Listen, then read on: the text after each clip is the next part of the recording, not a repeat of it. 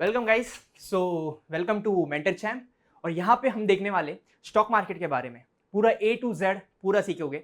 और trust me guys, ये video खत्म होगा ना, उसके बाद आपको 100% स्टॉक मार्केट के बारे में नॉलेज हो जाएगा और आप सेल्स फील्ड में जाके मचाने के लिए रेडी हो जाओगे। ओके, सो स्टार्ट करते हैं स्टॉक मार्केट्स। देखो गाइस, स्टॉक मार्केट के बारे में मैं एकदम अगर बेसिक से स्टार्ट करूँ ना, तो आपको मैं एक एग्जांपल लेता हूँ। जैसा कि आप नॉर्मली डीमार्ट जाते हो, क्यों जाते हो? डीमार्ट में आप शॉपिंग करने जाते हो, क्या आपके पास होता है मनी, इन रिटर्न आपको क्या मिलता है? कोई भी गुड्स। सपोज आप कोई स्टेपल्स लेने गए, दाल, राइस, कुछ भी ग्रोसरीज आइटम आप लेने गए, तो आपको इन रिटर्न आपको क्या देना पड़ता है? पहला पैसा देना पड़ता है और इन रिटर्न आपको वो गुड्स मिलते हैं। तो वो होता है नॉर्मल मार्केट। सिमिलरली अगर आपको कोई स्टॉक चाहिए या किसी का शेयर चाहिए, तो वो कैसे करोगे? वो कहां से लोगे? मेन चीज कहां से लोगे? वहां पे काम आता है स्टॉक मार्केट। स्टॉक मार्केट में वो चीज मिलता है, मतलब वो चीज इन द सेंस स्टॉक्स मिलते हैं किसके? कंपनीज के। जैसे कि आपने बड़े बड़े कंपनीज के नाम सुने होंगे, Reliance, HDFC bank, stock, Paytm, Zomato, सब बहुत बहुत सारी कंपनीज है। 5000 to 6000 कंपनीज लिस्टेड है। तो अगर वैसी कंपनी में आपको शेयर होल्डर बनना है, तो वो नॉर्मल मार्केट में तो अपना शेयर्स नहीं बेच रहे, वो बेच रहे हैं स्टॉक मार्केट में। स्टॉक मार्केट में कैसे लेते हैं, कैसा प्रोसेस होता है, आप कैसे ले सकते हो, आप प्रॉफिट कैसे बनाओगे, ये सारा सब कुछ क्वेश्चंस हम देखने वाले ये वीडियो में। सो चलो देखते, एक बार मैं वापस से गो थ्रू कर देता हूं स्टॉक मार्केट क्या होता है। ओके, मेरा ध्यान, आपका ध्यान होना चाहिए स्क्रीन के ऊपर। ओके, सो देखो, जैसा कि मैंने एग्जांपल दिया था डीमार्ट का। एक सेकंड ना, मैं कलर चेंज करता हूं, आपको अच्छे से क्लियर समझेगा। मैंने एग्जांपल दिया था डीमार्ट का। यहां पर आप क्या जा रहे हो? आप मनी दे रहे हो, इन रिटर्न आपको मिल रहा है गुड्स, करेक्ट। बट अगर आपको स्टॉक्स चाहिए, यानी कि शेयर चाहिए, जिससे आप अपना पैसा इन्वेस्ट करो और जब कंपनी बढ़े तो आपका भी ग्रोथ हो। सो ये शेयर्स हैं, वो कहां मिलेंगे? ये मिलते हैं स्टॉक मार्केट्स में। ठीक है, इतना क्लियर हुआ। स्टॉक मार्केट्स में हमें मिलता है शेयर्स, जिससे हम कंपनी के अंदर ओनरशिप ले सकते हैं। अगर कंपनी का बिजनेस बढ़ेगा तो हमारा भी पैसा बढ़ेगा। ओके, इतना समझ में आया? चलो move to the next topic. ये है तुषार गोने सर के बारे में। तुषार गोने सर के बारे में हम यहां पर सीखने वाले, देखने वाले। देखो, तुषार गोने सर है, स्पेलिंग है इनका तुषार गोने। ये सर के बारे में है, ये है सेबी रजिस्टर्ड रिसर्च एनालिस्ट। अब ये सेबी रजिस्टर्ड रिसर्च एनालिस्ट, इसका मतलब क्या होता है ना, सेबी एक गवर्नमेंट बॉडी है जो रेगुलेट करती है स्टॉक मार्केट को। इसके बारे में हम और डिटेल में इसके नेक्स्ट स्लाइड में देखेंगे, पर अभी हम लोग को देखना है कि सेबी रजिस्टर्ड रिसर्च एनालिस्ट क्या होता है। तो जो सेबी रजिस्टर्ड रिसर्च एनालिस्ट होता है, इनको ना सेबी आपको एक सर्टिफिकेशन देता है कि आप किसी भी स्टॉक मार्केट के बारे में, मतलब किसी भी स्टॉक्स के बारे में आप बात कर सकते हो, रिसर्च रिपोर्ट बना सकते हो, या तो फिर उनके ऊपर कोर्सेज बेच सकते हो। तो ये जो सारा लाइसेंस होता है ना, ये सेबी प्रोवाइड करता है। और तुषार गोने सर का हो चुका है 15+ ईयर ऑफ ट्रेडिंग एक्सपीरियंस, मतलब इनका मार्केट में रह के 15 साल से भी ज्यादा एक्सपीरियंस हो चुका है। सो जब भी आप सेल्स कॉल करते हो, तो आप ये सारी चीजें बता सकते हो अपने कस्टमर को, ताकि उनको तुषार गोने सर और उनके कोर्सेज पे ट्रस्ट आए। ओके, और हाँ, एक बात और, सेबी रजिस्टर्ड रिसर्च एनालिस्ट, इसका मतलब ये नहीं होता है कि जो भी हम ट्रेड्स देंगे वो 100% करेक्ट होगा।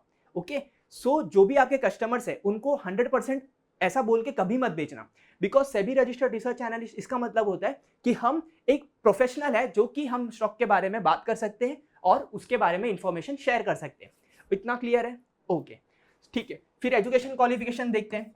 पीजीडी इन फाइनेंस, मतलब इन्होंने पोस्ट ग्रेजुएट डिप्लोमा किया है फाइनेंस में। फिर बीई मैकेनिकल विजे, मतलब VJTI, ये कॉलेज से उन्होंने इंजीनियरिंग किया है। और ये है NISM सर्टिफाइड।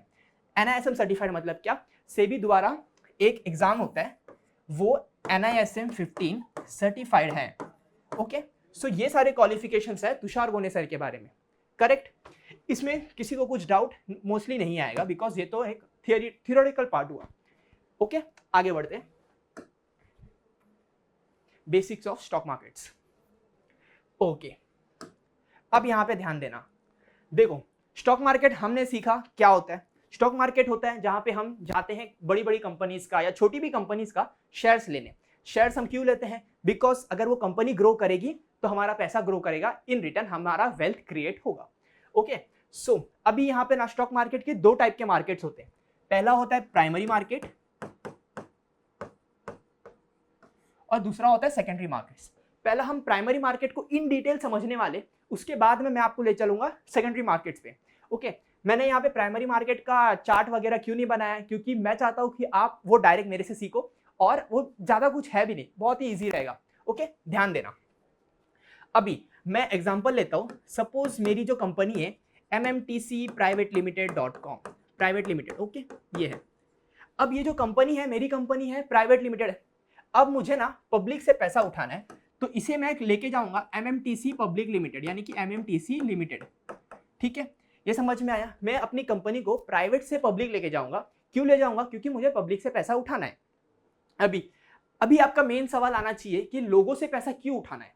ओके, तो देखो, इसका आंसर मैं आपको देना चाहता हूँ। देखो, मैं MMTC सपोज बिजनेस कर रहा है, ये 10 CR का बिजनेस कर रहा है। ओके, 10 CR का बिजनेस कर रहा है, मैं एग्जांपल ले रहा हूँ, सच मत मानना। ठीक है, MMTC 10 CR का बिजनेस कर रहे हैं, करेक्ट।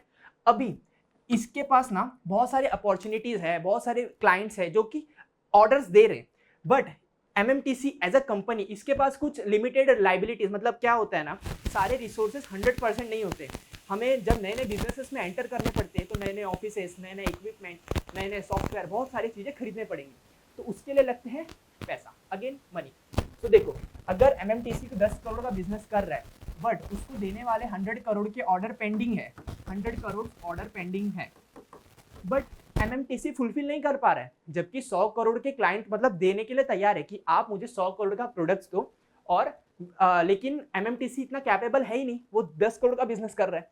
सो ये जो MMTC है, ये आएगा पब्लिक से पैसा उठाएगा, पब्लिक से पैसा उठाएगा और अपने नए नए ऑफिसेज सेटअप करेगा, नए नए सॉफ्टवेयर खरीदेंगे, उसके बाद में नए नए एक्सपांशन करेंगे, नए नए लोग हायर करेंगे। तो ये सारी जो चीजें हैं ना, उसके लिए सपोज लगता है MMTC को 50 CR, सपोज इतना कैपिटल चाहिए। ठीक है, मैं एग्जांपल ले रहा हूँ, इतना कैपिटल चाहिए MMTC को, ताकि वो आगे चल के 100 करोड़ का ऑर्डर फुलफिल कर सके। और ये जो कंपनी का वैल्यूएशन सपोज 100 CR है, इसका वैल्यूएशन बाद में जब वो ऑर्डर्स फुलफिल कर देगा, उसका हो जाएगा सपोज 500 CR। ये सब मैं रैंडम एग्जांपल ले रहा हूँ, आपको कॉन्सेप्ट समझा रहा हूँ। ओके, सो देखो, 50 करोड़ का कैपिटल उसको चाहिए, किसको चाहिए? MMTC को। अब MMTC के पास ना 3 रास्ते आते हैं पैसा उठाने का। पहला आता है बैंक से पैसा उठाए, दूसरा रास्ता आता है डेट उठा ले, तीसरा रास्ता आता है पब्लिक से पैसा उठाए in a form of equity, in a form of equity. ठीक है, अब ये जो 3 रास्ते हैं, एक कंपनी के पास ना 3 रास्ते होते हैं पैसा उठाने के। अगर ये कंपनी 50 CR यानी कि 50 करोड़ अगर वो बैंक से उठाएगी, तो कंपनी को ऑलरेडी फिक्स 10 से 12% इंटरेस्ट देना पड़ेगा। जैसा बैंक तो छोड़ने वाले नहीं है, उनका इंटरेस्ट वो लेके रहेंगे। ओके, सो 10 से 12% ना उनका हर साल का इंटरेस्ट देना ही पड़ेगा किसी भी हालत में। और अगर इसने डेट उठाया, डेट मतलब अपना कॉर्पोरेट बॉन्ड्स इशू किया, कुछ मतलब बॉन्ड्स के तरीके से अगर पैसा उठाया, तो अगेन उनको 9%, 9 to 11% फिक्स्ड देना ही पड़ेगा उनके बॉन्ड इन्वेस्टर को। ऊपर से बॉन्ड्स जब इशू करती है ना कंपनी, तो बहुत सारे रूल्स एंड रेगुलेशंस आ जाते हैं। तो ये सब झंझट से बचने के लिए और हर साल इंटरेस्ट देने के लिए, ये सब चीजों से बचने के लिए कंपनी जाती है पब्लिक से पैसा उठाती है। अभी जो पब्लिक से पैसा उठा रही है ना, इसके बहुत सारे फायदे होते हैं। पहला फायदा होता है कि कंपनी का विजिबिलिटी बढ़ता है। विजिबिलिटी बढ़ता है यानी कि अगर कंपनी कोई स्टॉक मार्केट में लिस्ट हो जाती है, तो लोगों को लगता है कि अरे ये तो जेन्युइन कंपनी है, ये देखो स्टॉक मार्केट में लिस्टेड है। फिर आपकी मार्केटिंग अच्छी सी होती है, आप बहुत सारे लोगों की नज़र में अच्छे लगने लगते हो, बहुत सारे नए नए इन्वेस्टर्स आएंगे, बहुत सारे नए नए क्लाइंट्स आएंगे। ठीक है, सेकेंड फायदा होता है कि आपको इंटरेस्ट नहीं देना पड़ता है, नो इंटरेस्ट रीपेमेंट, रीपे। एक बार आपने पब्लिक को अपने शेयर्स दे दिए, तो आपका कोई लाइबिलिटी नहीं है कि आपको उनको इंटरेस्ट देना है। आपका मन रहा तो आप बोनस दे सकते हो, डिविडेंड्स दे सकते हो, वो सब अलग बात हुआ, पर नो इंटरेस्ट रीपेमेंट। मतलब आपने 50 करोड़ पब्लिक से उठाया, इन रिटर्न आपने उनको शेयर्स दे दिया है। अगर आपकी कंपनी 500 करोड़ की बनती है, तो जो आपके शेयर होल्डर्स है उनका वेल्थ क्रिएट होगा, यानी कि वो लोग भी आपके साथ पैसा कमाएंगे। बट अगर आपकी कंपनी 100 करोड़ से डूब गई, 50 करोड़ की हो गई, तो आपके जो शेयर होल्डर्स हैं उनको भी नुकसान होगा। इसमें आपका कोई लाइबिलिटी नहीं रहेगा कि आपको उनको पैसा देना है। ओके, ये सारे रीजंस होते हैं पब्लिक से पैसा उठाने के। इतना समझ में आया पब्लिक से पैसा क्यों उठाती है कंपनीज। अभी हम जाते हैं वापस से प्राइमरी मार्केट में। अभी इतना समझ में आया आपको कि पब्लिक से पैसा उठाती है कंपनी। अभी कैसे उठाती है वो सारा चीजें होता है प्राइमरी मार्केट में। अगेन सो ध्यान देना, प्राइमरी मार्केट में आप वन वर्ड लिखो आईपीओ, इसका फुल फॉर्म है इनिशियल पब्लिक ऑफरिंग। ठीक है, अभी जब कोई भी कंपनी फर्स्ट टाइम पैसा उठाती है, यानी कि सपोज मेरी एमएमटीसी कंपनी न्यू थी, मैंने प्राइवेट लिमिटेड से पब्लिक लिमिटेड कंपनी बनाया, उसके बाद में मैं फर्स्ट टाइम जब भी अपने शेयर्स ऑफर करूंगा ना नॉर्मल रिटेल पब्लिक को, तो उसको बोलते हैं आईपीओ। ठीक है, अभी इसका प्रोसेस कैसा होता है ना, देखो 3 दिन आईपीओ ओपन रहता है, जिसमें नॉर्मल रिटेल इन्वेस्टर्स अपने पैसे लगा सकते, बिड कर सकते कि मुझे ये एमएमटीसी के शेयर चाहिए, तो मिनिमम 15,000 लगा सकता है। फिर एचएनआई कैटेगरी होता है जिसमें वो 2,10,000 लगाता है, फिर एक बिग एचएनआई कैटेगरी होता है जिसमें वो 10,10,000 लगाता है। तो ऐसे कैटेगरी भी होते हैं, एक होता है रिटेल कैटेगरी, एक होता है स्मॉल एचएनआई कैटेगरी, एक होता है बिग एचएनआई कैटेगरी। इसमें मिनिमम 15,000, इसमें मिनिमम 2.1 लाख और बिग एचएनआई में 10.1 लाख। इतना समझ में आया? तो ये नॉर्मल रिटेल पब्लिक इतना पैसा लगा सकते हैं एमएमटीसी का शेयर्स खरीदने के लिए। एमएमटीसी नहीं, अगर कोई भी कंपनी आती है तो ये स्टैंडर्ड प्रोसेस है, फॉलो होता है। ओके, आईपीओ के बारे में देखो, तो 3 दिन तक आईपीओ ओपन रहता है जिसमें रिटेल या रिटेलर्स एचएनआई ये सारे लोग पैसा लगाते हैं। जो 4th डे होता है, 4th डे यहां पर अलॉटमेंट डिसाइड होता है। अभी ये अलॉटमेंट मतलब क्या होता है, देखो मेरी कंपनी को चाहिए था 50 CR, कितना चाहिए था 50 CR, लेकिन अगर मेरी कंपनी बहुत अच्छी है, मैंने कंपनी के मार्केटिंग बहुत सही से किया है, तो अगर मेरी कंपनी बहुत अच्छी है और मैंने कंपनी का मार्केटिंग सही से किया है, तो 50 करोड़ के जगह पे ना बहुत सारे इन्वेस्टर्स मेरे को देने आ जाएंगे, सपोज 5,000 करोड़, मतलब इतने की बिड आ चुकी है। इसका मतलब क्या होता है, मेरे को 50 करोड़ चाहिए था इनिशियल कैपिटल, बट जब मेरा आईपीओ ओपन हुआ तो ये 3 दिन के अंदर नॉर्मल रिटेल पब्लिक ने मेरे को 5,000 करोड़ देने का बिड लगा दिया कि मेरे से 5,000 करोड़ ले सकते हो। पर एज अ कंपनी मैं इतना लालच करता हूँ क्या? नहीं करता हूँ, मुझे सिर्फ 50 करोड़ चाहिए, तो मैं 50 करोड़ का ही स्टॉक्स इशू करूंगा। तो 4th डे पे अलॉटमेंट डिसाइड होता है। इसका मतलब क्या होता है, जितने भी लोगों ने इसमें पैसा डाला है सबको मैं अपने शेयर्स नहीं देने वाला, मैं कुछ रैंडम कंप्यूटर से रैंडम नंबर्स या रैंडम पैन कार्ड उठाऊंगा, उनको मैं अलॉटमेंट दूंगा। तो वो 4th डे पे डिसाइड होता है कि किसको शेयर्स मिले हैं। और रही बात 5th डे पे, मतलब उसके अगले दिन लिस्टिंग हो जाती है वो कंपनी की। ठीक है, मतलब जिनको शेयर्स मिले हैं वो अपनी कंपनी का जो जिसमें शेयर्स मिले हैं ना, वो स्टॉक मार्केट में जाके बेच सकते हैं, और जिनको नहीं मिले शेयर्स वो तो सिंपल है, उनका पैसा रिफंड आ जाता है। ओके, सो ये है आईपीओ का प्रोसेस। 3 दिन आईपीओ ओपन रहता है, 4th डे पे अलॉटमेंट डिसाइड होता है, और 5th डे पे कंपनी लिस्ट हो जाती है। किसमें लिस्ट हो जाती है? स्टॉक एक्सचेंजेस पे लिस्ट हो जाती है। उसके बाद में गेम होता है पूरा सेकेंडरी मार्केट का, ये हम समझेंगे। एक बार इसको लिख लो पॉज करके, उसके बाद में हम आगे का चलेंगे, ये सारा रफ कर दूंगा मैं, करेक्ट? ओके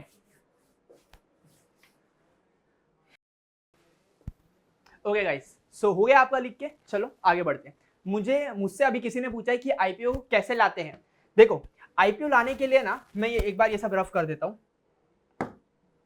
कोई भी कंपनी आईपीओ लाती है ना, तो उसमें सबसे बड़ा हाथ होता है सेबी का।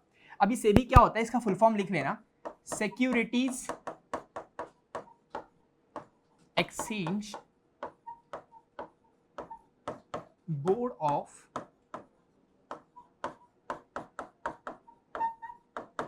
इंडिया।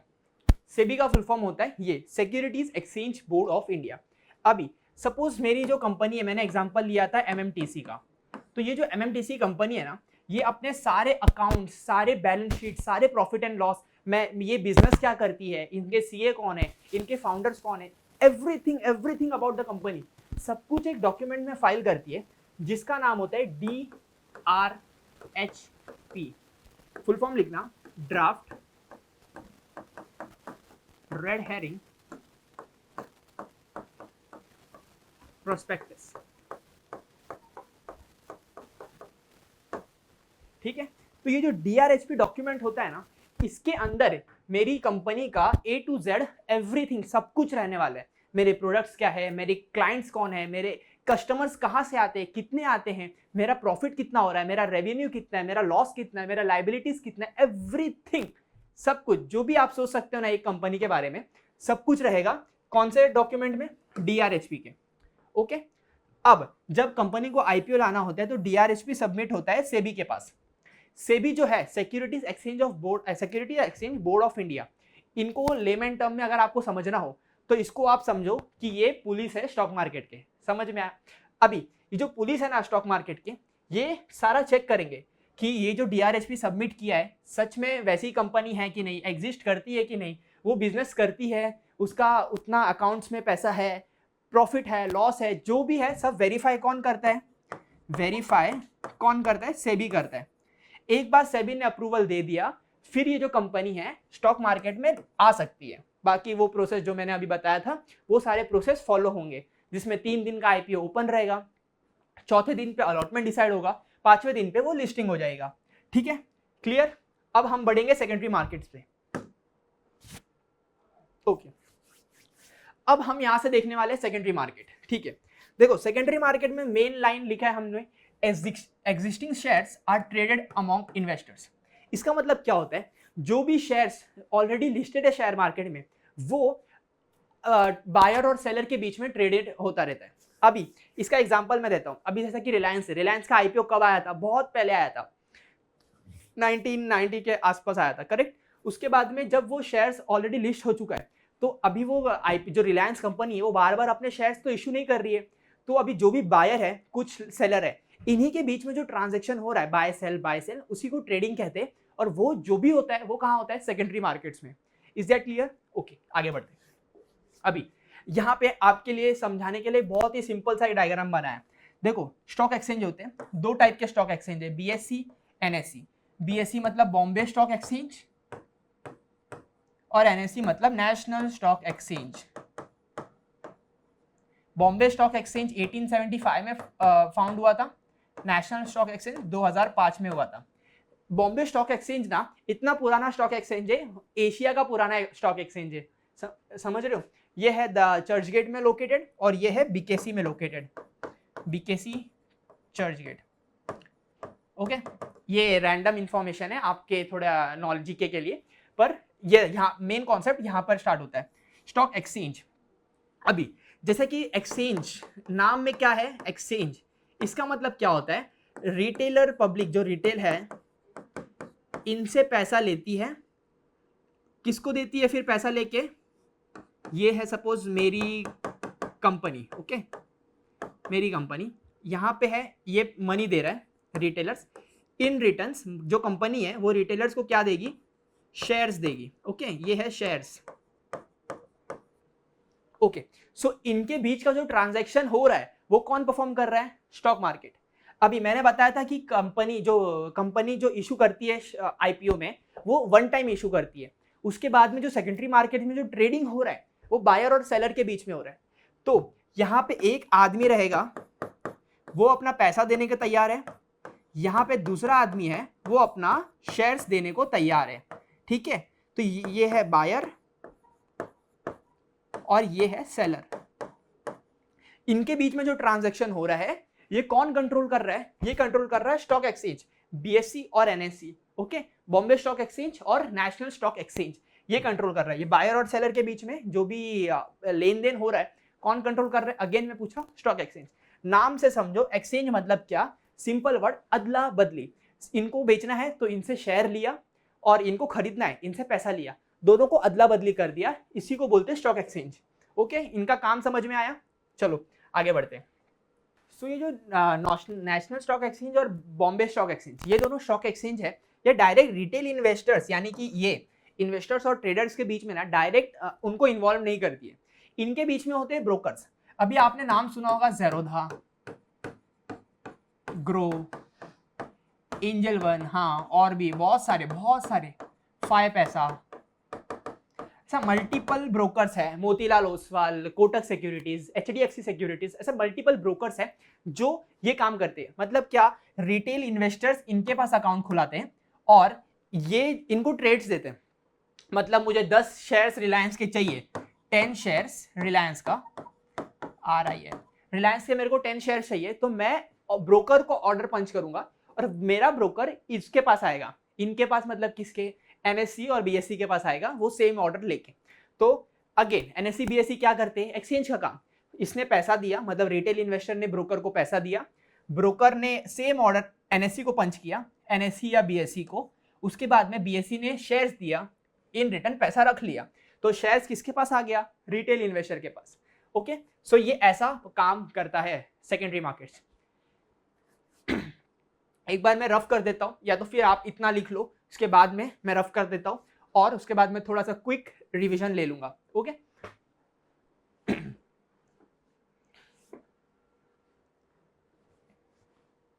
ओके ओके, सो इतना समझ में आया आपको, क्लियर डायग्राम है। स्टॉक एक्सचेंज दो टाइप के होते हैं, बीएससी, एनएससी। स्टॉक एक्सचेंज को कंट्रोल कौन करता है, सेबी।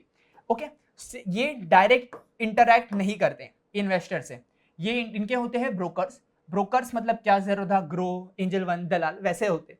तो ये जो रिटेलर्स है इनके पास अकाउंट खुलाते हैं, सेम ऑर्डर्स ये इन्हें पंच करते हैं और ये बीच का कमीशन खाते हैं, यानी कि ब्रोकरेज, कमीशन यानी कि ब्रोकरेज।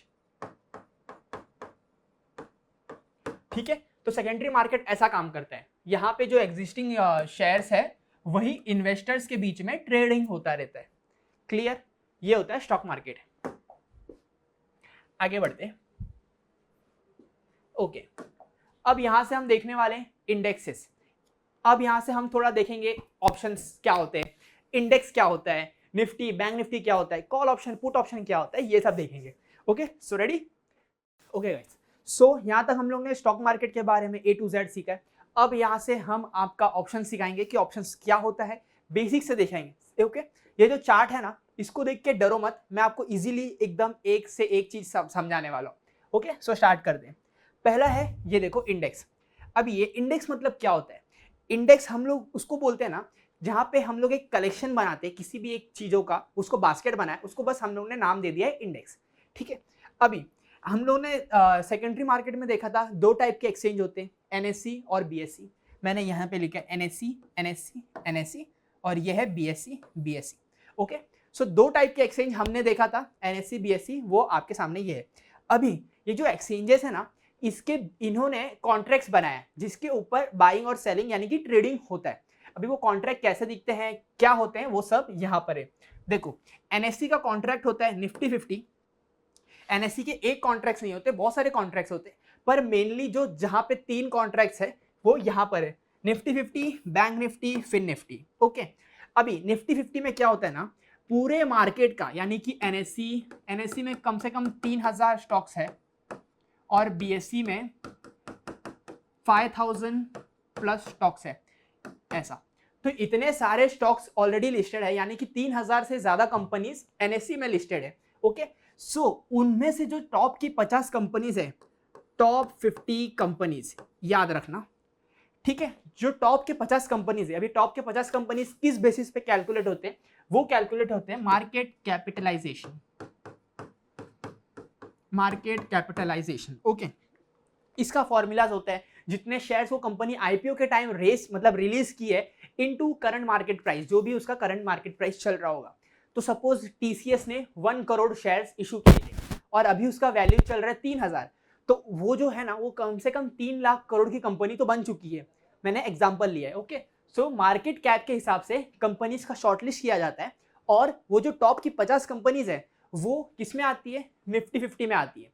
करेक्ट, तो ये एनएससी का इंडेक्स है निफ्टी 50। अभी जब भी हम मार्केट देखते हैं ना, बोलते हैं कि इंडिया का मार्केट चढ़ रहा है या गिर रहा है, आज इतना निफ्टी चढ़ गया, बैंक निफ्टी इतना गिर गया, आपने सुना होगा न्यूज में। ओके, सो ये जो हम लोग बोलते हैं कि मार्केट बढ़ रहा है, इंडिया का मार्केट बढ़ रहा है, इंडिया ग्रो कर रहा है या इंडिया डूब रहा है, ये क्यों बोलते हैं, क्योंकि इंडेक्स को देख के। इंडेक्स क्या होता है, इंडिया के टॉप 50 कंपनीज का जो लिस्ट है उसको निफ्टी 50 बोलते हैं और वो एनएससी का इंडेक्स है। अगर टॉप की 50 कंपनीज अच्छा कर रहे हैं तो हम इन जनरली कंसीडर करते कि जो 3000 कंपनी है ये भी ग्रीन में जा रहे हैं, यानी कि प्रॉफिट कर रहे हैं धीरे धीरे। ओके, अगर ये रेड में अगर आपको दिखेगा ट्रेडिंग करते हुए स्टॉक मार्केट में, तो उस दिन समझ लेना बेरिश मूव है, यानी कि ये जो 3000 कंपनी है ये इन्होंने भी मतलब रेड थोड़ा आने वाले, मतलब गिरने वाले। ओके, सो हम लोग ये देखें। फिर आता है बैंक निफ्टी। बैंक निफ्टी में क्या होता है ना, इंडिया के टॉप के बैंक्स होते हैं, टॉप के बैंक्स, ठीक है, और फिन निफ्टी में टॉप के फाइनेंशियल सेक्टर यानी कि लोन्स हुआ, एसबीआई इंश्योरेंस, वो जितने भी फाइनेंशियल सेक्टर के स्टॉक है ना, उनके टॉप फाइनेंशियल सेक्टर स्टॉक्स, इसका एक लिस्ट बनता है जिसे हम कहते हैं फिन निफ्टी। वो होता है फिन निफ्टी इंडेक्स, और वो किसका, एनएससी का इंडेक्स। ओके, एनएससी का क्लियर हुआ। इधर मैंने एक्सचेंज लिखा था और मैंने ये सबके इंडेक्स बता दिए। अब हम बीएससी का देखते हैं। देखो, बीएससी और एनएससी का इंडेक्स है, वो काम एक ही करता है, बस नाम डिफरेंट है। ध्यान देना, थोड़ा सा ट्विस्ट रहेगा। अभी बीएससी का जो है इंडेक्स, इसमें जो सेंसेक्स है, ये होता है टॉप 30 कंपनीज का कलेक्शन। जैसे कि मैंने निफ्टी 50 बताया था, टॉप 50 कंपनी का कलेक्शन होता है, और वो किसका इंडेक्स है, एनएससी का इंडेक्स है। सिमिलरली ये जो सेंसेक्स है, इसमें टॉप 30 कंपनीज होते हैं, और वो किसका इंडेक्स है, बीएससी का इंडेक्स है। करेक्ट। अब हम देखते हैं बैंकेक्स, नाम में है बैंकेक्स, तो इसका मतलब क्या होता है, टॉप के बैंक्स, टॉप बैंक्स, इनका कुछ 10 से 12 बैंक होंगे, एसबीआई, आईडीएफसी, जो भी है 10 से 12 बैंक है, वो है बॉम्बे स्टॉक एक्सचेंज के बैंक, क्या, बैंकेक्स में। बैंकेक्स जो है उसका इंडेक्स, उसमें होते टॉप के बैंक्स। Okay, correct. ये दोनों कॉलम समझ में आया आपको, इंडेक्स और एक्सचेंज। वापस से बोल देता हूं, याद रखना। एनएससी, हम लोगों ने 2 एक्सचेंज देखा था, एनएससी और बीएससी। ये देखो, एनएससी, बीएससी। एनएससी के 3 इंडेक्स होते हैं, मतलब जनरली बहुत सारे होते हैं, Nifty small cap, Nifty mid cap, Nifty IT, पर जनरली हम आपको 3 सिखा रहे हैं। 3 देखो, निफ्टी 50, बैंक निफ्टी और फिन निफ्टी। निफ्टी 50 में होता है टॉप की 50 कंपनीज, बैंक निफ्टी में होता है टॉप के 10 से 12 बैंक्स जो भी है। ओके, फिन निफ्टी में होता है टॉप के फाइनेंशियल सेक्टर्स के स्टॉक्स यानी कि शेयर्स। ठीक है, इतने कंपनीज होते हैं। तो ये कलेक्शन समझ में आया। सिमिलरली बीएससी का देखते हैं। बीएससी भी एक स्टॉक एक्सचेंज है जिसके 2 मेन इंडेक्स है। कौन से, सेंसेक्स और बैंकेक्स। सेंसेक्स में टॉप 30 कंपनीज है, बैंकेक्स में अगेन टॉप के बैंक्स है। करेक्ट, यहां तक क्लियर है, 2 कॉलम क्लियर है, वेरी गुड। अब हम देखेंगे ये जो इंडेक्स है ना, देखो मैंने बताया था कि मार्केट ऊपर जाता है, इंडिया का मार्केट ऊपर जाता है, नीचे जाता है। इसके ऊपर भी ना लोग सौदा मारते हैं, यानी ये क्या, मुझे लग रहा है मार्केट ऊपर जाएगा, तो इसके लिए ना मैं पैसा डालूंगा और पैसा बनाऊंगा। तो ये पैसा कैसे बनता है, उसमें ऑप्शंस का काम आता है, उसी को ऑप्शंस ट्रेडिंग बोलते हैं। तो इसके लिए क्या होता है ना, कॉन्ट्रैक्ट्स होता है। ये होता है कॉन्ट्रैक्ट्स।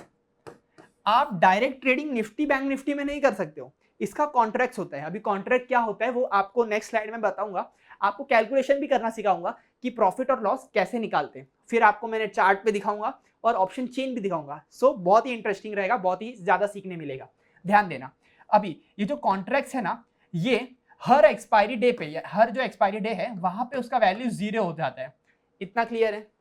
आगे ध्यान दो। अभी ये जो निफ्टी 50 है, एनएससी का निफ्टी 50 है, उसका एक्सपायरी वीकली होता है, और सेंसेक्स का जो, मतलब बीएससी का जो इंडेक्स है सेंसेक्स, उसका एक्सपायरी वीकली होता है, बाकी सबका मंथली होता है। क्लियर? पहले बैंक निफ्टी का भी वीकली होता था, पर जब सेबी ने देखा बहुत सारा लॉसेस होता है बहुत लोगों का, तो वो सेंसेक्स को बंद कर दिया है वीकली एक्सपायरी। ओके, इतना क्लियर है? तो निफ्टी 50 और सेंसेक्स का एक्सपायरी हर वीक में होता है। अभी हर वीक में होता है यानी कि क्या, उसका हर दिन नहीं होता एक्सपायरी, उसके डेज इधर लिखे हुए हैं।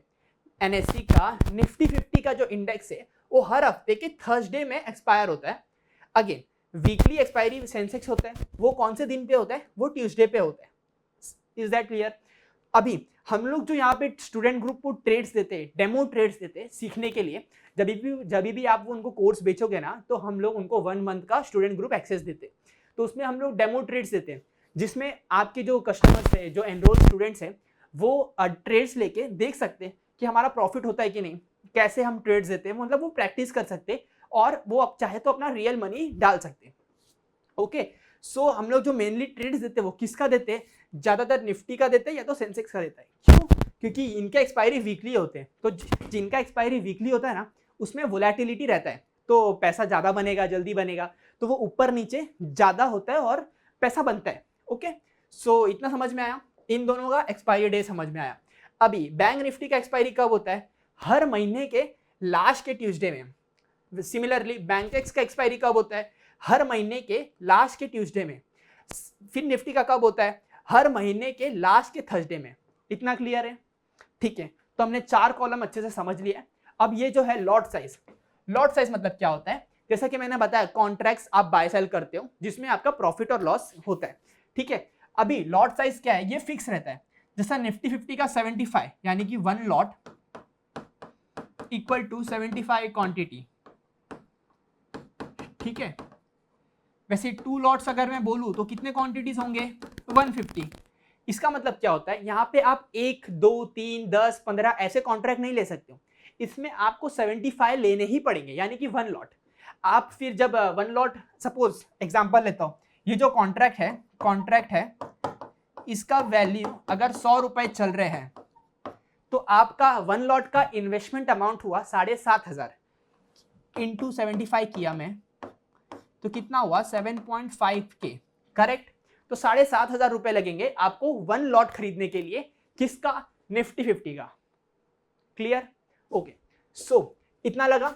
अभी अगर मेरे को बैंक निफ्टी खरीदना हो 1 लॉट तो उसके लगेंगे 30, यानी कि 1 लॉट में 30 क्वांटिटीज होते हैं। सिमिलरली सेंसेक्स के होते हैं 20, बैंक एक्स के होते हैं 30, फिर निफ्टी का होता है 65। Is that clear everything? इतना चार्ट था, देखो मैंने कितने इजी से समझा दिया। अगर आपको कुछ भी डाउट है तो आप पूछ सकते हो, और मैं हूं और हमारी टीम है बताने के लिए। ओके, सो ये है पूरा चार्ट। एक बार इसको गो थ्रू कर लो, लिख लो, और बोर्ड आपका ही है।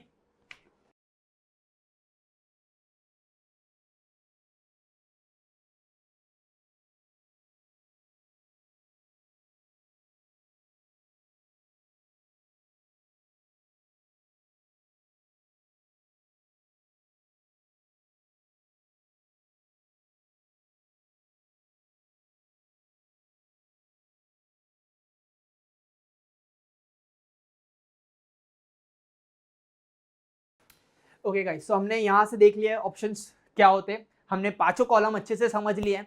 अब हम आगे बढ़ते हैं, वहां पर हम लोग कैलकुलेशन सीखेंगे, और बहुत ही मजेदार आपको मैं एकदम कॉन्ट्रेस्ट बताऊंगा, और बहुत ही फन तरीके से कैलकुलेशन होंगे। ओके, सो आगे बढ़ते हैं। ये है, ये फॉर्मूला बहुत ही बेसिक्स है, और आपको इसको देख के डरना नहीं है, और ये डरने वाली चीज ही नहीं है, ठीक है। देखो यहाँ पे जो है पहला फॉर्मूला समझा देता हूँ। गेन इन प्रीमियम, इसको कैसे कैलकुलेट करते हैं वो मैं बताऊंगा, और यहाँ पे है लॉट इनटू क्वांटिटी। अब यहाँ पे देखो मैंने निफ्टी 50 का क्वांटिटी क्या बताया था, 1 लॉट में 75 क्वांटिटी फिक्स है, तो इसलिए मैंने 75 रखा है। इसको आपको छेड़ना नहीं है क्योंकि उसका क्वांटिटी फिक्स है। ओके, अब आपको जो छेड़ना है वो लॉट साइज में।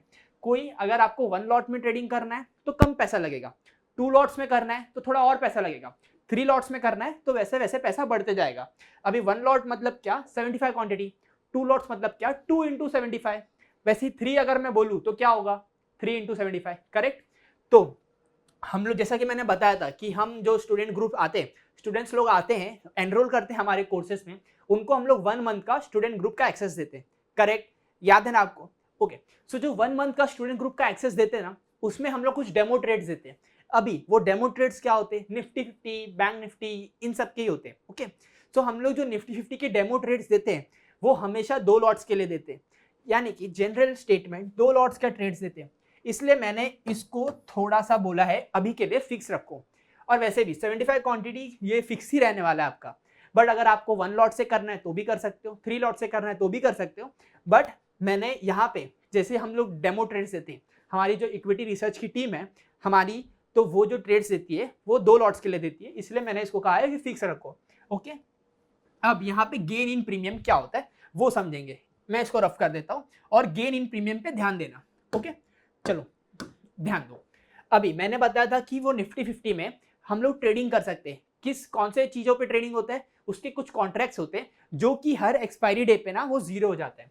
अभी कॉन्ट्रैक्ट कैसे दिखता है ना वो देखो,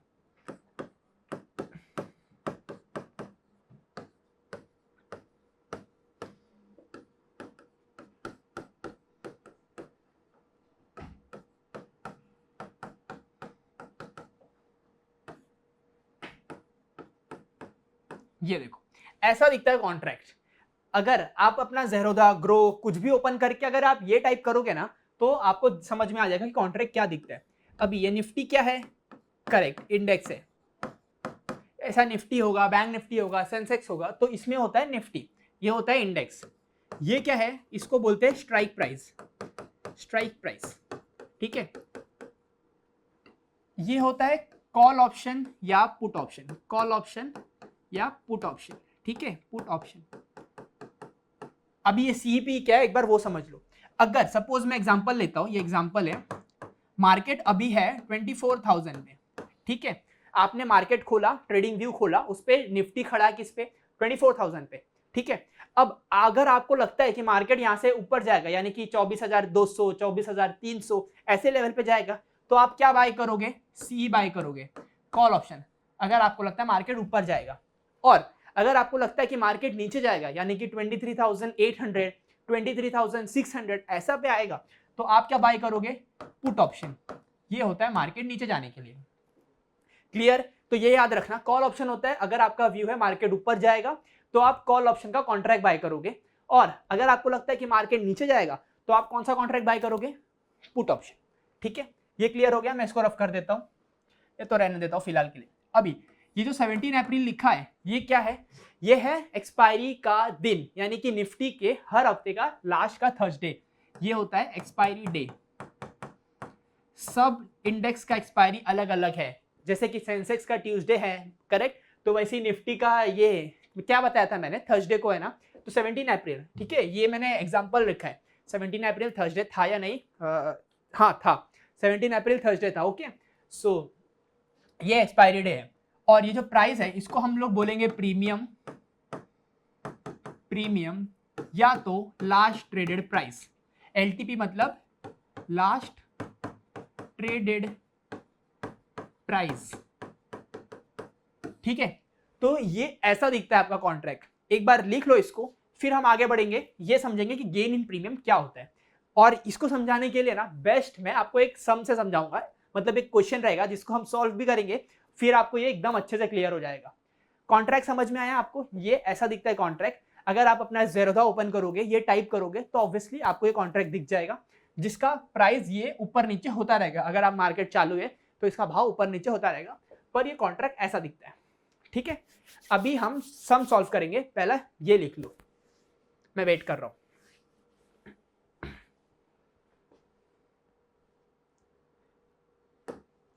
ओके, अभी यहां पे हम लोग सम सॉल्व करेंगे, दो सम सॉल्व करेंगे, उसमें से एक मैं करूंगा, दूसरा आपके साथ करूंगा, मतलब आपको बताना होगा आंसर, करेक्ट, ठीक है। अभी ये एग्जांपल ले रहा हूं, ध्यान देना, क्वेश्चन 1। अभी मैं क्या कह रहा हूं कि मेरा मार्केट है वो 24,000 पे, ठीक है, यानी कि निफ्टी 50 है वो कितने पे है, 24,000 पे। अभी यहां से मार्केट ऊपर जाने वाला है, ठीक है, मैं चलो ये भी बता दिया, मार्केट ऊपर जाने वाला है 24,500 तक, ठीक है। आपका व्यू है मार्केट ऊपर जाएगा, और मार्केट ऊपर गया भी, ठीक है। तो आपने बाय किया निफ्टी 24,300 कॉल ऑप्शन, एक्सपायरी का दिन रहने दो, एक्सपायरी भी डेट आता है पर वो रहने दो फिलहाल के लिए, 100 रुपए में बाय किया है, ठीक है।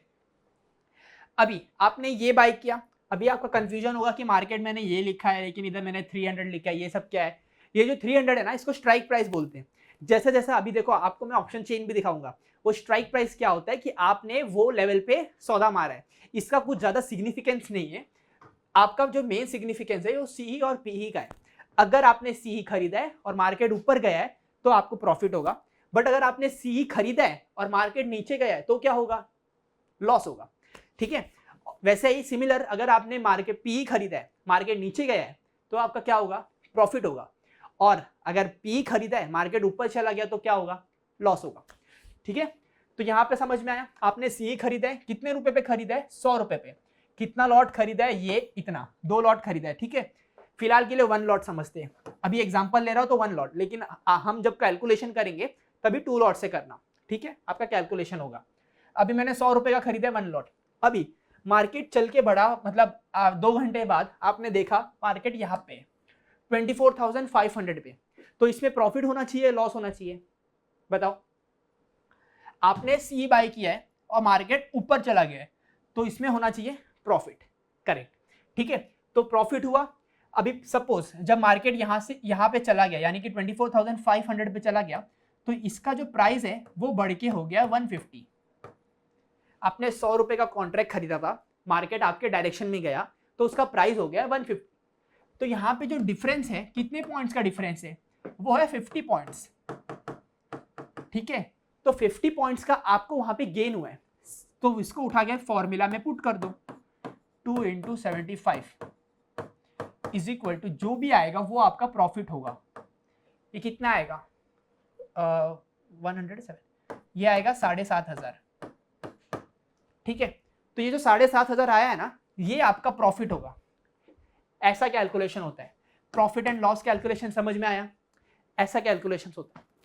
ये एग्जांपल है प्रॉफिट का कि आपने कॉल ऑप्शन बाय किया, मार्केट आपके डायरेक्शन में गया, फिर आपको प्रॉफिट कितने का हुआ, 2 लॉट्स पे 7,500 का हुआ। अगर वही 1 लॉट होता तो कितने का प्रॉफिट होता, 3,750। सिंपल सिंपल मैथ्स है। आगे बढ़ते हैं दूसरे क्वेश्चन पे। इतना क्लियर है? अभी दूसरा क्वेश्चन रहेगा, थोड़ा ट्रिकी रहेगा और थोड़ा कैलकुलेशंस आपको अपने कैलसी या तो नोटबुक का यूज करना पड़ेगा। ओके, ये था सिंपल राउंड फिगर वाला था, ये मैंने 100, 150 ये सब मैंने राउंड फिगर रखा था। चलो अभी सेकंड क्वेश्चन पे बढ़ते हैं।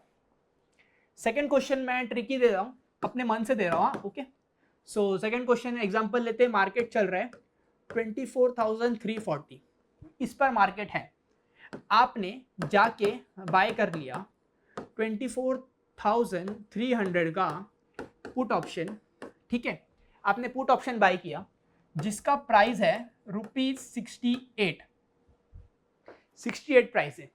ठीक है, अब ये जो मार्केट था आपने बाय कर लिया, कितने पे बाय किया, जब मार्केट 24,340 पे था तब आपने बाय किया ये वाला कॉन्ट्रैक्ट, बाय किया कितने में, 68 रुपीज में। अब ये जो मार्केट है 24,340 पे जाके ये चला गया 24,480 पे। पहले बताओ मुझे प्रॉफिट होना चाहिए या लॉस होना चाहिए? क्वेश्चन को देखो और बताओ मुझे प्रॉफिट होना चाहिए या लॉस होना चाहिए?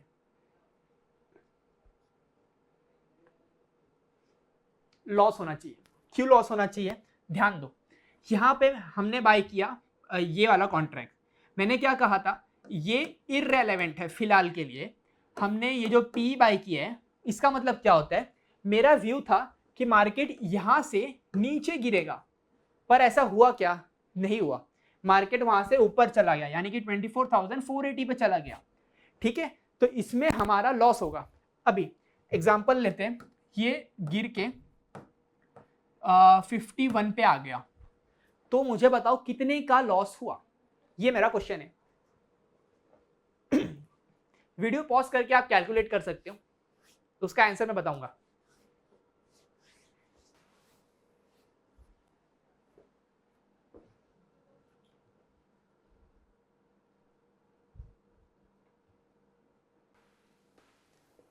हो गया, यहां पे देखो 68 माइनस 51, यहां पे होता है टोटल 17 पॉइंट्स। क्लियर? हमारा जो लॉस हुआ, यानी कि कितने पॉइंट्स का लॉस हुआ, 17 पॉइंट का लॉस हुआ। तो यहां पे हमारे फॉर्मूला में आप क्या लिखोगे, -17। माइनस क्यों बोला, क्योंकि हमें लॉस हुआ, आप नहीं बताया, सब आपने सॉल्व किया और आपने बताया कि लॉस हुआ, करेक्ट। तो -17 इंटू 2 इंटू 75, जिसका आंसर आता है -2550। ये करेक्ट है कि नहीं, चेक करके बताओ। ठीक है, 2,550 इतने का लॉस होगा अगर मार्केट यहां से यहां चला गया और आपने ये वाला कॉन्ट्रैक्ट बाय किया। ठीक है, क्लियर हुआ कैसे कैलकुलेट करते हैं? अब क्लियर हुआ ये फॉर्मूला? ठीक है, मैंने ये 2 लॉट्स क्यों लेने बोला था, क्योंकि हम लोग ट्रेड सी 2 लॉट्स का देते हैं, तो आपको इसीलिए मैंने 2 लॉट्स पे बोला ताकि आपका कैलकुलेशन इजी रहे। तो ये ऐसा काम करता है ऑप्शंस। सिंपल मैथ्स है, बेसिक 5वीं के बच्चे को भी आ जाएगा, 3rd स्टैंडर्ड के। ठीक है, चलो आगे बढ़ते हैं। अभी आपके पास ना बहुत सारे कस्टमर्स ऐसे आएंगे जो बोलेंगे कि सर हमारे पास पैसा नहीं है, यानी कि या तो फिर हम पैसा डाल के सीखना नहीं चाहते क्योंकि हमें लॉस हो जाता है। तो उनको बोलने के लिए आपके पास है, हमारे पास ये फ्रंट पेज और नियो स्टॉक, ये दोनों ऐसे सॉफ्टवेयर है ना जिन पर ये पेपर ट्रेडिंग कर सकते हैं। अभी पेपर ट्रेडिंग मतलब क्या होता है, पेपर ट्रेडिंग मतलब क्या, इसमें आप अपने स्ट्रैटेजीज बना सकते हो, आपका पैसा रियल पैसा नहीं रहेगा, उसमें आप स्ट्रैटेजीज बनाओ, स्टॉप लॉस, टारगेट ये सब डालो, तो जो सॉफ्टवेयर है वो कैलकुलेट करके दिखा देगा कि आपको प्रॉफिट हो रहा है, लॉस हो रहा है। तो उसके ऊपर आप डेमो ट्रेडिंग कर सकते हो, सीख सकते हो। जो भी हम लोग कोर्स में सिखाएंगे वो आप कोर्स में जा मतलब डायरेक्ट पैसा इन्वॉल्व मत करो, जाके पेपर ट्रेडिंग करो। पेपर ट्रेडिंग कहाँ पे कर सकते हो? फ्रंट पेज और नियो स्टॉक्स, ये दोनों प्ले स्टोर पे अवेलेबल है। तो आप जो अपने कस्टमर्स आप सेल्स कॉल पे रहोगे तो उनको सजेस्ट कर सकते हो कि आप ये दोनों सॉफ्टवेयर पे जाके पेपर ट्रेडिंग करके सीखो। देखो यहाँ पे लिखा हुआ है paper trade to test your strategies before you do it with real money, मतलब असली पैसा डालने से पहला पेपर ट्रेडिंग करो। यहाँ पे देखो सॉफ्टवेयर का एक झलक ऐसा दिखता है, मैंने अभी बताया था कॉन्ट्रैक्ट कैसा दिखता है। SBI का कॉन्ट्रैक्ट है, ये इक्विटी ऑप्शंस है, फिर ये बैंक निफ्टी, ये इक्विटी, ऐसा तो ये ऐसा दिखता है profit and loss. Okay, so paper trading ये होता है, आपको ये सब याद होना चाहिए। ठीक है, क्लियर इतना? निफ्टी 50, बैंक निफ्टी क्या होता है, कॉल ऑप्शन पुट ऑप्शन क्या होता है, ये क्लियर हुआ? चलो सो अभी हम क्रोम पे आ गए, मतलब अपने टैब पे आ चुके। यहाँ पे हम देखने वाले ट्रेडिंग व्यू पे जाके स्टॉक मार्केट कैसे दिखता है। मैं आपको ऑप्शन चेन भी सिखाऊंगा और उसके अंदर हम कुछ कॉन्सेप्ट देखने वाले ऑप्शंस के, जैसे कि ITM, OTM, ATM, ये सारे कॉन्सेप्ट्स हम देखने वाले। सो गेट रेडी और हम आपको दिखाने अभी यहाँ पे ट्रेडिंग व्यू पे। चलो ट्रेडिंग व्यू पे जाते हैं। ऐसे आप ट्रेडिंग व्यू पे आओगे, अगेन अपने निफ्टी 50 सिलेक्ट करो, चार्ट यहाँ पे सर्च करो, कोई भी स्टॉक्स आप सर्च कर सकते हो, रिलायंस हुआ, HDFC हुआ, कुछ भी। अभी सपोज में निफ्टी 50 है, मैं यहाँ पे लॉन्च चार्ट पे क्लिक करता हूँ, चार्ट ऐसा खुलता है। ओके, सो ये हमारा चार्ट है। ये सब रहने दो फिलहाल के लिए, आपको कंफ्यूजिंग नहीं करना चाहिए। मैं ये सब एक बार हटा देता हूँ। ठीक है, कैंडल्स ये सब जो है, चलो इसको हटाता नहीं हूँ, आपको सिखा देंगे। ये जो लाइन हमने ड्रॉ किया है इसको बोलते हैं हॉरिजॉन्टल लाइन। क्लियर? ये जो लाइन है इसको बोलते हैं हॉरिजॉन्टल लाइन, और ये सब जो सब पैटर्न बनते हैं ना, ये होता है ट्रेंड लाइन। इससे हम क्या करते हैं ना, बहुत सारी एनालिसिस होता है। सपोज फॉर एग्जांपल मैं आपको एक एग्जांपल देता हूँ, ये है मेरा सपोर्ट, ये है मेरा सपोर्ट, ये है मेरा रेसिस्टेंस। अगर कोई स्टॉक्स यहाँ पे टाइम पास कर रहा है, फिर उसने ब्रेकआउट किया, फिर वापस से वो यहाँ पे आएगा, ये क्या हुआ? उसके लिए अगेंस्ट सपोर्ट का काम हुआ। उसके बाद में ये जो स्टॉक्स बढ़ेगा ना, यहाँ पे आपका होना चाहिए बाय, यहाँ पे होना चाहिए आपका एग्जिट, ऐसा। तो ये सब जो होते हैं, ये सब क्या होते हैं? स्ट्रैटेजीज होते हैं। स्ट्रैटेजीज कैसे बनते हैं? ये जो ट्रेंड लाइन, हॉरिजॉन्टल लाइन हुआ, या तो फिर अगर आपने ऐसा लाइन बनाया है कुछ, तो इसको बोलते हैं ट्रेंड लाइन। तो ये सारी चीजें यूज करके आप चार्ट पे एनालिसिस करके, टेक्निकल एनालिसिस जिसको बोलते हैं, उससे आप अपना अच्छा खासा इनकम बना सकते हो। अभी मैं इसको फिलहाल के लिए रफ कर देता हूँ। मेरे को एक कॉन्सेप्ट सिखाना है कि आपको कैंडल्स कैसे देखना है। ओके, सो ध्यान देना, एक सेकेंड ना, मैं इसको रफ किया। मैं यहाँ पे डेली टाइम फ्रेम पे गया, ध्यान दो। अभी मैं ये एग्जांपल लेता हूँ, ये कैंडल का। अभी यहाँ पर हम लोग एक कैंडल के बारे में पूरा स्टडी करने वाले, कैंडल कैसे दिखता है। अगर आपको कैंडल देखना आ गया ना, तो उसके ऊपर आपको टेक्निकल एनालिसिस करना, पैटर्न आइडेंटिफाई करना, ये सारा चीजें धीरे धीरे सीख जाओगे। पर हमारा क्या है, हमारा जो आपका कनेक्शन है वो है बेसिक्स ऑफ स्टॉक मार्केट। आपको सब कुछ पता होना चाहिए स्टॉक मार्केट से रिलेटेड। सो यहाँ पर ध्यान दो। अब मैं यहाँ पे जो आपको कैंडल दिख रहा है, ये कौन से कलर का कैंडल है पहले ये बताओ? ग्रीन कलर का, करेक्ट। ग्रीन कलर का कैंडल मतलब क्या होता है? मार्केट का जो भाव है वो यहाँ से बढ़ा है। देखो अभी मार्केट ओपन कहां से हुआ, ये जो लेवल है इसको बोलेंगे मार्केट का ओपन, ठीक है। ये जो लेवल है इसको बोलेंगे मार्केट का क्लोज। यानी कि मार्केट ओपन हुआ 21,760 पे, क्लोज हुआ 22,000 पे। मैंने रैंडम एग्जांपल ले रहा हूं, ठीक है। तो ये जो है इसको क्या बोलेंगे? मार्केट ग्रीन हुआ ना, मतलब मार्केट वहां से बढ़ा। आपको एक छोटा सा पॉइंट दिख रहा है, इसको बोलेंगे लो, और आपको ये जो हाई पॉइंट दिख रहा है इसको बोलेंगे हाई, ठीक है। तो ये है concept OHCL, open high close low. तो ये कॉन्सेप्ट क्लियर है आपका? तो ये होता है ओपन हाई क्लोज लो। अगर आप कोई भी कैंडल पे अगर अपना माउस होवर करोगे ना, तो ये देखो सपोज मैं यहाँ पे आके ये कैंडल पे माउस होवर किया, तो यहाँ पे देखो ओपन हाई क्लोज लो आ गया। सपोज मैं अगर ये कैंडल पे माउस अपना होवर करूंगा तो वो आ जाएगा, ये देखो open high low close. Clear? तो वो कैंडल से आपको पता चलेगा कि वो दिन पे, अभी मैंने दिन पे क्यों बोला, यहाँ पे ध्यान देना, मैंने टाइम फ्रेम कौन सा सिलेक्ट कर रखा है, डेली। अगर मैंने टाइम फ्रेम 15 मिनट का सिलेक्ट करूंगा तो मेरे को जितने भी कैंडल्स दिखेंगे वो 15 मिनट रिजेंबल करेंगे। इसका मतलब क्या होता है, जितने भी कैंडल्स होंगे वो 15 मिनट्स के होंगे, करेक्ट। अगर मैं वीकली पे गया, देखो यहाँ पे वीकली का भी ऑप्शन है, मंथली का भी ऑप्शन है। इसका मतलब क्या होता है, जो भी कैंडल्स बनेंगे तो वो मंथ रिसेंबल करेंगे कि एक महीने में कितना वो ऊपर गया कितना नीचे गया, वो मंथली के हिसाब से होगा। चलो मैं आपको दिखा भी देता हूँ, ऐसा दिखता है। सपोज मैं मंथली के हिसाब पे गया, ठीक है, इसको मैंने रीसेट किया चार्ट को, ये देखो ये निफ्टी का जो चार्ट है, ये जो चार्ट दिख रहा है आपको, ये मंथली के बेसिस पे दिख रहा है। यानी कि सपोज मैंने यहाँ पे रखा है, तो ये कौन सा है, मार्च का महीना 2020 जहाँ पे क्रैश आया था। फिर सपोज मैं यहाँ पे रख रहा हूँ, तो ये कौन सा महीना है, ये है दिसंबर का महीना 2023, ठीक है। तो ये क्लियर हुआ आपको टाइम फ्रेम, ये होता है टाइम फ्रेम। चलो अभी मैं फिलहाल मैं 15 मिनट्स का करता हूँ। 15 मिनट्स का टाइम फ्रेम हम क्यों सिलेक्ट करते हैं, क्योंकि अगर हमें इंट्राडे करना है या तो ऑप्शन ट्रेडिंग करना है तो हम मैक्सिमम 3 मिनट्स 5 मिनट्स या ज़्यादा से ज़्यादा 15 मिनट्स का चार्ट देखते हैं, बस इससे ज़्यादा नहीं देखते, ठीक है। तो ये कॉन्सेप्ट क्लियर हुआ आपका, ओपन हाई क्लोज लो, कैंडल कैसे दिखता है। चलो अभी मैं आपको रेड कैंडल का बताना, मैंने आपको ग्रीन कैंडल का बताया, तो अभी आप बताओ मुझे रेड कैंडल का क्या होगा। चलो ये रेड कैंडल आया, मैं इसको और जूम करता हूं,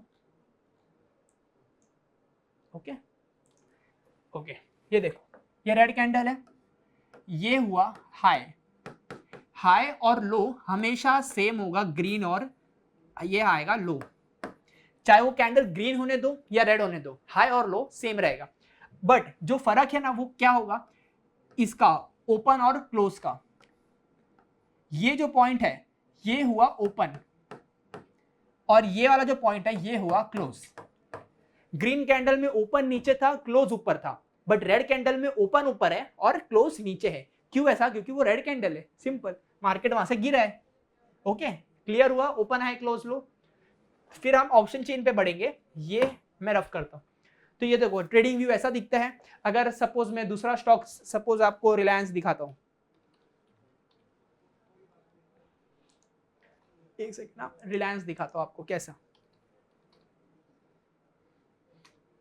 ये देखो रिलायंस, ये है रिलायंस का स्टॉक, ये रिलायंस का फ्यूचर है, सॉरी,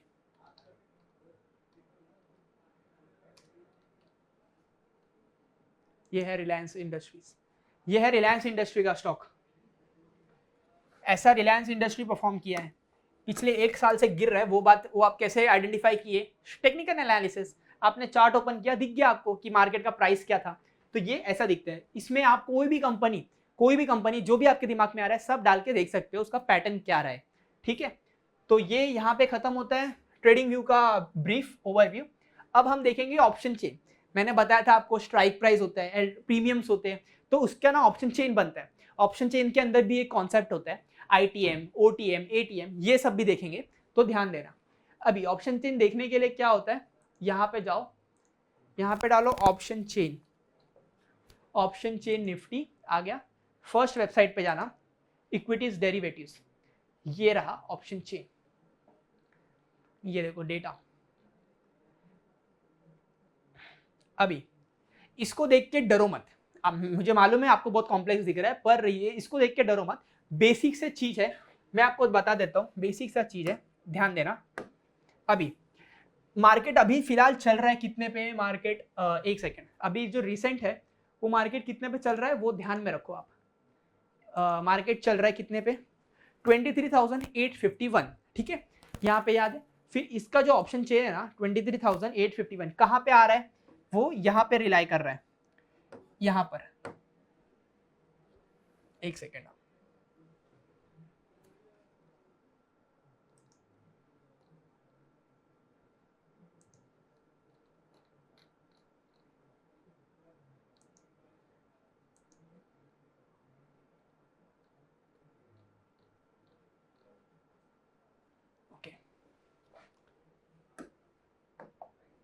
मार्केट है यहां पर, ओके।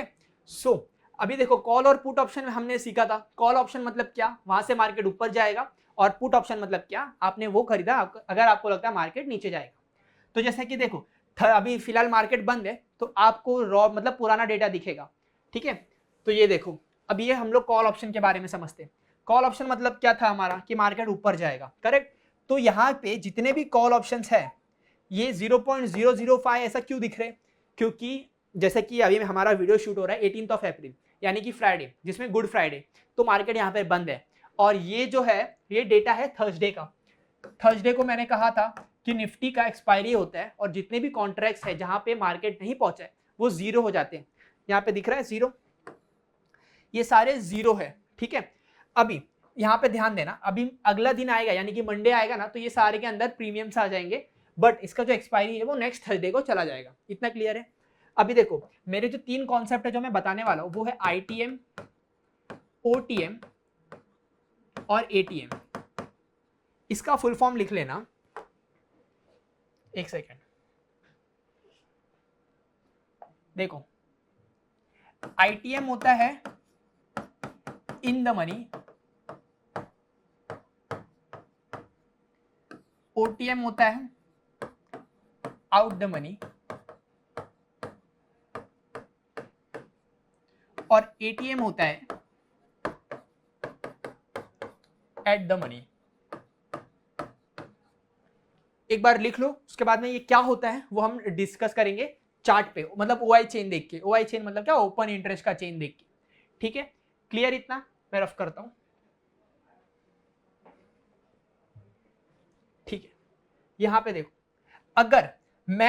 अगर मैं यहां के यानी कि ये जो है ये है आउट द मनी ऑप्शंस, और मार्केट अगर यहां पे चल रहा है, मैंने इसी के लेवल पे मतलब ये वाला कॉल ऑप्शन या फिर ये वाला पुट ऑप्शन, यानी कि ये जो स्ट्राइक प्राइस है ना, ये स्ट्राइक प्राइस कौन सा स्ट्राइक प्राइस है जिस पर मार्केट अभी फिलहाल चल रहा है, मतलब सबसे नियरेस्ट मार्केट का, ठीक है। तो अगर मैंने इस ये लेवल पे अगर कोई भी ऑप्शन ये या फिर ये खरीदा तो उसको बोलोगे ATM,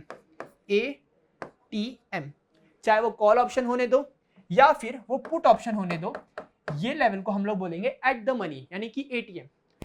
यहां पर अगर आपने सपोज मार्केट चल रहा है, सपोज नहीं, यहां पे मार्केट चल रहा है 23,851 पे, पर आपने जाके बाय किया 24,000 का कॉल ऑप्शन, तो ये हुआ out the money call option. और अगर out the money call option है वो सबसे ज्यादा रिस्की होता है, पर उसका जो अमाउंट है यानी कि जो प्रीमियम है वो सस्ता होता है, क्योंकि उसमें रिस्क रहता है, इसलिए वो अमाउंट सस्ता है, ठीक है। अभी ये देखो ये इन द मनी के ऑप्शंस, इसको बोलते हैं in the money. In the money मतलब क्या, मार्केट वहां तक चल के आ चुका है, यानी कि ये जो 23,600 हुआ, 23,500 हुआ, ये सारे लेवल्स को मार्केट ऑलरेडी पार कर चुका है। तो ये जो स्ट्राइक प्राइस है ना, इनके जो प्रीमियम्स है यानी कि ये महंगे मिलेंगे आपको, इसलिए बहुत सारे लोग जाके OTM के कॉल ऑप्शंस बाय करते हैं। यानी कि OTM में बाय कर लोगे, आपको पैसा कम लगेगा, वेरी गुड, पर उसमें जो वोलेटिलिटी रहता है ना वो बहुत ज्यादा रहता है, और इसका गारंटी भी नहीं होता है कि मार्केट वहां तक पहुंचेगा, ठीक है। अभी देखो आपने अगर ये 24,000 का बाय किया होता कॉल ऑप्शन, तो मार्केट वहां तक नहीं पहुंचा, तो उसका रिजल्ट होता है जीरो। आपने जितने का ऑप्शन बाय किया वो जीरो हो जाएगा, ओके। सो इसलिए OTM बहुत रिस्की होता है, फिर उसके कम रिस्की होता है ATM एट द मनी, और सबसे सेफ होता है इन द मनी, ओके। ये कॉन्सेप्ट समझ में आया। अब चलो बात करते हैं पुट ऑप्शन में। अभी पुट ऑप्शन में क्या होगा, ये जो है ये मेरा क्या होगा, OTM या ITM। एट द मनी तो सेम रहने वाला है, पर ये जो है ये मेरा ITM होगा या OTM होगा, बताओ। ये होगा in the money, in the money, और ये जो है ये होगा आउट द मनी, ठीक है। पुट में ये रिवर्स हो जाता है। आपको मैं बहुत ही बेसिक मतलब बच्चों को समझ में आ जाए ऐसा एग्जांपल देता हूं। देखो सपोज मेरी गाड़ी चल रही है, यहां से मेरी जो गाड़ी चल के यहां तक आ चुकी है, तो अगर मेरे को गाड़ी आगे ले जानी है, यानी कि कॉल ऑप्शन में बैठना है और गाड़ी को आगे ले जाना है, मतलब 24,000 24,500 यहाँ पे ले जाना है, तो यहाँ पे गाड़ी मेरी गई है क्या, नहीं गई है, मेरी गाड़ी खड़ी है 23,850 पे, करेक्ट। तो जहां तक मेरी गाड़ी जा चुकी है उसको बोलेंगे इन द मनी, और जहां पे मेरी गाड़ी खड़ी है उसको बोलेंगे एट द मनी, और जहां मेरी गाड़ी जाएगी या नहीं जाएगी वो पता नहीं, पर जाना जा सकती है उसको बोलोगे आउट द मनी। चलो अभी यही चीज को हम लोग एनालॉजी को पुट में समझते हैं। अभी गाड़ी मेरी कहाँ खड़ी है, यहाँ पर खड़ी है। अभी मेरे को क्या पुट मतलब क्या, मेरे को नीचे जाना है, मतलब मेरी जो 24,300 से 23,500 पे जाना है, यानी कि नीचे की तरफ जाना है। ठीक है, तो मेरी गाड़ी इधर से चली चली चली चली और यहाँ पे आके खड़ी है 23,851 पर। तो यहाँ पे जहाँ पे मेरी गाड़ी खड़ी है उसको क्या बोलेंगे, एट द मनी। जहाँ से मेरी गाड़ी चल के आ चुकी है इसको क्या बोलेंगे, इन द मनी। और जहाँ पे मेरी गाड़ी जाएगी या नहीं जाएगी, अनश्योरिटी है, उसको क्या बोलेंगे, आउट द मनी। और आउट द मनी का वैल्यू देखो कितना, 0 पे आ गया, क्योंकि वहां पर एक्सपायरी था इसलिए वो आपको 0 दिख रहा है। पर अगर मैं यही चार्ट अगर मंडे को ओपन करूंगा तो एक्सपायरी चेंज हो जाएगा और वहां पे वैल्यूज दिखेंगे। क्लियर? तो आपको ये 3 कॉन्सेप्ट भी क्लियर हो गया है, in the money, out the money और एट द मनी। तो ये जो 3 कॉन्सेप्ट है हम लोग ऑप्शन ट्रेडिंग में बहुत यूज करते हैं और ये सब चीजें आपको ध्यान में रखना पड़ेगा। विदाउट अगर आपको ये सब चीजें नहीं पता तो लॉस हो जाएंगे। तो हम लोग आपको ये सब चीजें क्यों सिखा रहे हैं, क्योंकि आपको स्टॉक मार्केट का, आप कंपनी में आए हो, आप जो भी प्रोडक्ट बेचोगे ना आपको उसके बारे में पता होना चाहिए कि what is stock market, call option क्या होता है, पुट ऑप्शन क्या होता है, इन द मनी क्या होता है, ऑप्शन ट्रेडिंग, ऑप्शन चेन कैसा दिखता है। तो ये सारी चीजें अगर आपको पता है तभी आप अच्छे से कोर्स बेच पाओगे विथ प्रॉपर 100% कन्विक्शन के साथ। ठीक है, इतना क्लियर हुआ? चलो ओके गाइस, सो यहाँ पे आपका जो ट्रेनिंग था स्टॉक मार्केट का कंप्लीट हुआ। आपने यहाँ पे बहुत कुछ सीखा, आपने बेसिक से समझा कि स्टॉक मार्केट होता क्या है, नॉर्मल मार्केट से अलग कैसा होता है स्टॉक मार्केट, स्टॉक मार्केट में आके हम क्या खरीद सकते हैं, शेयर्स क्यों खरीद सकते हैं, कंपनी आपको शेयर्स क्यों दे रही है, एक बिजनेस एक्सपांशन के लिए, आईपीओ क्या होता है, प्राइमरी मार्केट्स क्या होता है, सेकेंडरी मार्केट्स क्या होता है, Nifty, bank Nifty, call option, put option, ये सब क्या होता है, आपने अच्छे से सीखा है। अगर आपको इसमें से कुछ भी डाउट रहेगा ना, हमारी जो इक्विटी रिसर्च की टीम है उनसे पूछ सकते हो, या कोई भी सीनियर जो है उनसे आप हेल्प ले सकते हो, हम लोग हेल्प करेंगे। पर अगर आपको नहीं समझा तो आपको ये वीडियो का लिंक भी दिया जाएगा, आप वापस से अपने ओन स्पेस में देख सकते हो। ठीक है, हमने ये भी देखा है कि कैलकुलेशन कैसे करते, प्रॉफिट एंड लॉस कैसे ये निकालते। मज़ा आया ना आपको? एकदम इजी से 5वीं के बच्चे जो कर लेंगे ना वैसा टाइप का मैंने समझाया। ठीक है, तो मिलते हैं नेक्स्ट ट्रेनिंग में, तब तक के लिए बाय, थैंक यू।